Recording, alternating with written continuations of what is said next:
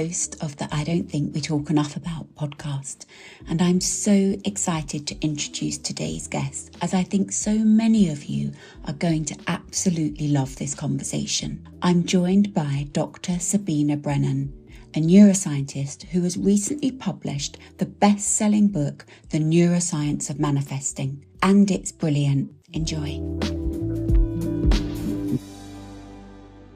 Sabina, welcome. Thank you. I'm so excited about having you on this podcast. There's so much in the social media world around manifestation, and I was so intrigued by your book around the neuroscience behind manifestation, because it brought a whole new level. And you talk a lot about how you're demystifying the woo-woo of manifestation. And your book claims, and I love this, your book claims that it outlines how manifestation techniques are backed by solid science so people can understand themselves and manifest the future they desire. What a beautiful claim. Yeah, but it is true. I became a psychologist and neuroscientist out of a fascination between the brain and human behavior. I'm always, why do we behave the way we do? I used to be an actor many, many years ago. And actually, when I switched career from acting to psychology, people said, "Oh, what a big jump." And I went, "No, I was an actor because I want to understand why we do what we do." And that's why I prefer television and film to theater, because it wasn't the, report performing and repeated performing or the audience that drew me to it. It was the understanding and the living and the being that person, which you get more in TV or film. You really have to kind of understand it. My other books have focused on the neuroscience of things like, brain health, brain fog, keeping your brain healthy. And that stemmed from my work directing a dementia research program for several years. And I suppose it does look like a big jump to go from those to the neuroscience of manifesting. But really, my mission, as I said, is to help people to live better lives. And a lot of people in the manifesting sphere aim to do that. And so I was kind of really curious. Definitely things just jumped out at me. For example, similarities with CBT, with cognitive behavioral therapy. The idea behind cognitive behavioral therapy is that your ideas and your behaviors influence your perception of the world. And, in CBT, things like acting as if and visualization are used. And they're solidly grounded in science. And CBT is about as far as you can get from woo. It's got so much science behind it. And a lot of people might associate it with dealing with depression, anxiety, or post-traumatic stress disorder. But it's also got science, based behind it in terms of other aspects of your life. And yes, there's kind of huge similarities. So essentially, really what I wanted to do was weed out the woo, because there is a lot of myths, misunderstandings, misconceptions out there. And so I just wanted to get to the core of what actually works. And I kind of call them the 6 C's. Well, I don't actually think I call them the 6 C's in the book, but it worked out very nicely. It's compassion for yourself, connecting with your authentic self, embracing change, gaining clarity about what you want, and coherence across, so that you align your thinking, your behavior, your actions with your authentic self and your goals, and then using manifesting techniques to create that goal. And that's sort of really the book, in a nutshell, is going into those core steps and techniques and explaining the science behind them and why they work and how they work. Yeah, I really picked up on that in the book. And actually, because you didn't mention them as the 6 C's, and I was like, this is the 6 C's. And I thought that's something people can really grab hold of. People like a step-by-step plan, don't they, Sabina? They do. And I do, but I do. It makes more sense to them. Yeah, I'm not a manifesting guru. I'm a psychologist and I'm a neuroscientist, but I outline the steps and the techniques. And yes, you actually could use the book as a stepwise program to manifest. But I wanted to be very cautious and clear in the, writing the book, that I wasn't saying, here's what you do. Basically, I'm saying this is actually what works, explain how it works. So essentially, you can take that information and implement it in your own life. So essentially, yes, it can be used as that. But my main aim was to explain how it works and what's going on in your brain, And in that, you give the power back to the you, don't you? You put the power back into the person. And I wonder whether we've probably jumped ahead a bit in this already. I wonder if we can just go back a little bit and share your definition of what manifestation actually is. Yeah, I mean, I think, and I found myself starting with what it's not. Okay. As a way to sort of explain it. Manifesting is not a passive process where you think your dreams into being. It requires action, and that's the key thing. And really, manifesting is the practice of transforming your thought into reality through visualization, action, whereby you have to develop the discipline to focus on and take action towards your goals. It is a very, very active process. And that's where a lot of the misconceptions lie. And that's where a lot of the stuff that's on social media, share this post and you'll get £1,000,000 tomorrow. No. The thing is, we are all predisposed to believe in the supernatural. It's kind of the way our ancestors made sense of the world. And actually, what I say is that, science is just magic explained. Essentially, if you think back, our ancestors afforded supernatural powers to thunderstorms and to lightning and to summer solstices, or those things where the moon gets blocked out, eclipses. And then with time, as we understand how these things work, they move from the realm of magic to the realm of science, to the domain of science. And that's kind of what I wanted to do with the book, was it doesn't detract from the magical. If you manifest your husband or your best life, it'll still feel magical, but you will have achieved it in a way that's grounded in science. What I like about the way you've written the book is you bring in the truth behind it of what will work. And the big part to me which really makes sense, but we can't get there without really understanding ourselves at our core level, can we? So I really appreciate the way you brought in the more therapy aspect, really, of compassion to self, understanding ourselves, because there's no point in manifesting something that is never going to actually really align with who we really are at our core. It won't work in action. That's why I ordered the book the way I did. I started with compassion. Most manifesting books start with gaining clarity about what you want. And I think there's just foundational steps, which are, self-compassion.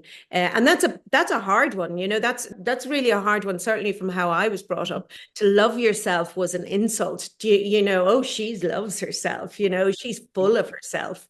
And so it was a negative. It was the last thing you wanted someone to say about you. And I would have been brought up that modesty, is important, and self-praise is no praise. Learning to be compassionate towards yourself actually is amazing, in that if you strip away why you want to manifest what you think you want to manifest. And I say what you think you want to manifest, because if you go through the proper process, sort of in the order that I've outlined in the book, you actually the whole point is you get to discover what you really want, as opposed to what you think you want, or as opposed to what society measures success by. If you peel back why you want what you think you want, you ultimately find that what you really want is to be happy, to be content. And usually we also want some meaning and purpose in our lives. Now, the wonderful thing about engaging in self-compassion is that the side effects are happiness and contentment. So there you go, straight off. If you are compassionate towards yourself, you get to the core of what really matters. You can be happier. And also as well, and I write about this in the book, self-criticism is a form of self-harm, really. In contrast to, the lovely benefits of self-compassion, self-criticism ultimately, leads to things like stress, anxiety, depression, lowered self-confidence, lowered self-esteem. So it really is, a rather nasty thing to do to ourselves. And really, if we could just treat ourselves the way we treat other human beings, that would be so, because most of us would not deign to really criticize someone else in the way we criticize ourselves, and we criticize every single aspect of ourselves. So that's, to me, is, that's the really, really fundamental. And the lovely thing about self-compassion as well is that oxytocin is released, and oxytocin is also referred to as the cuddle hormone or the love hormone. And so it's a great way to get that lovely feeling that women get after they give birth, that sense of, which is pretty incredible, when that baby arrives, you just have this like overwhelming sense or feeling of love. It's also released after we orgasm, and that's why we get this sort of sense of bliss and this desire to cuddle. And an interesting side effect is that aside rather is that after we orgasm, women get a bigger rush of oxytocin than men. Men get it too, but not in as high quantities, which I think, this is just me making an educated guess. That's why men kind of turn over to sleep sooner than women. They've had their little cuddle. Gosh, that's fascinating, isn't it? Isn't it? Yeah, we are. Yeah, I think I don't think it strips away the magic to go down to that level of detail. I think it really adds to the magic. How incredible Yes, the is our body brain? is the How brain. incredible are we? Yeah. How incredible. And I have, since I've been on this journey as a therapist, and fascinated by neuroscience and the brain, because I'm so aware that my clients have a thirst for really understanding what's going on at the brain level. It equips them with really informed choices, decisions, understanding themselves better. But I've really been aware of catching the different hormones as they come in, the Right. feel-good hormones, catching like when it's serotonin, catching when it's oxytocin. I can feel, I can feel it flooding my body. Right. So Yeah. powerful to feel that and Yeah. be aware. And then having that as a marker of, oh, that works. Let's do that again. Yes, but that's what these hormones. So the brain communicates using sort of neurotransmitters, hormones, and cytokines, and it is incredible how some of them have evolved, and a lot of them have evolved. So the ones involved in the pleasure centers in the brain, they have evolved. So you get a dopamine hit.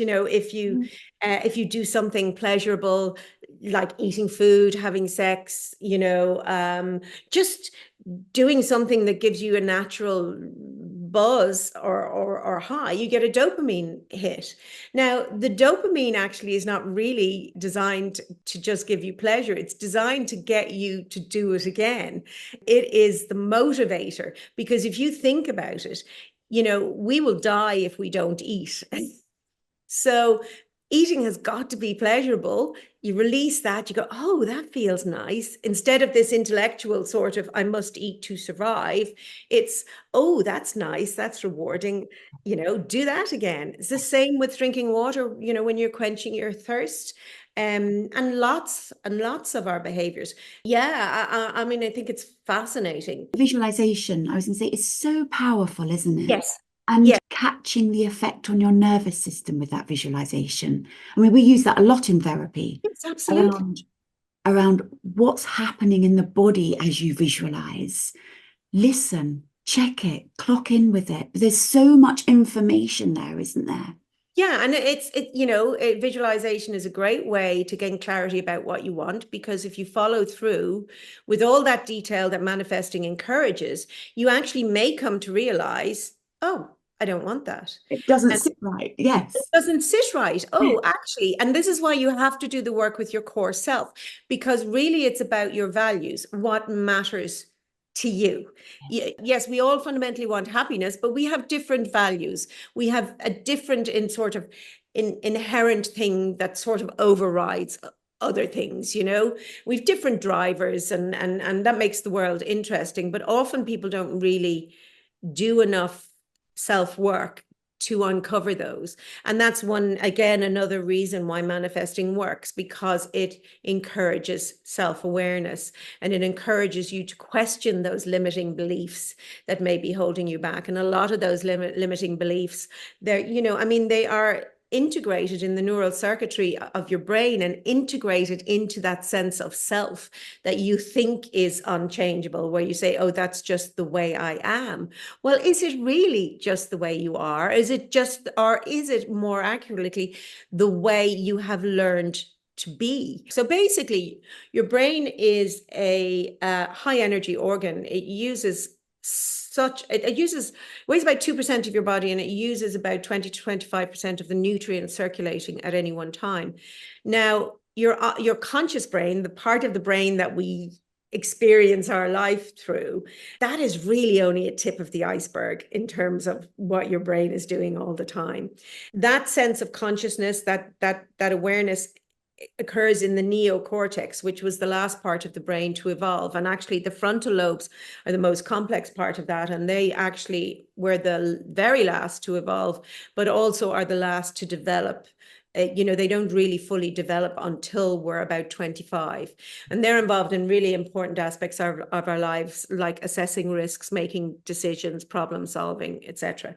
So basically, your brain, its primary function is to keep you alive, which is a very complex thing. It has to keep all your systems, at the right levels, so that you breathe, you get enough, so that when you engage in an activity, if you wiggle your toe, your brain has to make sure that there's blood flow and energy, for that toe to wiggle. It is incredible what your brain is doing unconsciously. So your brain, in an effort to make efficient use of available resources, your brain looks for patterns of behavior, things that you do regularly in the same order, the same time, the same place. Because once it identifies a pattern like that, it can abdicate responsibility for that behavior to a part of your brain in the unconscious part of your brain, unthinking part of your brain, called the basal ganglia. And basically, that behavior then becomes automated. It becomes what we call a habit. Okay. You can do that without consciously thinking about it. Therefore, it is far less effortful. In fact, it's effortless, really, and that applies to so many complex activities. I mean, if you think back to learning how to drive your car, driving lesson, you'd come home, and I'd come home anyway, and nearly need to go asleep. You see, you've done that with your head. Your head is absolutely full. It is exhausted. It has no more resources left. No. It was so hard. Yeah, the concentration, oh my God, yes, and attention. Yes. So much energy, again, which is something that I really focus on then sort of in the next chapter of the book. But then within a matter of weeks, you not only can drive without thinking, effortlessly, you can end up in a location at the school to pick up your kids without even remembering getting there, Frequently, yes. Yeah, it is incredible. Now, fortunately, your brain is connected to your cerebellum, and the parts of your brain that are, handling those things, so that it can draw you back out. Oh, good. The signal, like, oh, there's a child on the edge of the road, are they going to run across? And you will be drawn back into functioning. But for the most part, allowing it just to happen automatically is a really efficient way for your brain to make effective use. So basically, we live a lot of our lives unconsciously, basically, I think what manifesting helps us to do is to create the new habits that we want to create by keeping them to the fore. So things like vision boards, affirmations, constantly reminding yourself what it is you want to do, encouraging you to take action and to do it at a regular time, in a regular way. And I even say that to people who feel overwhelmed, who feel burnout.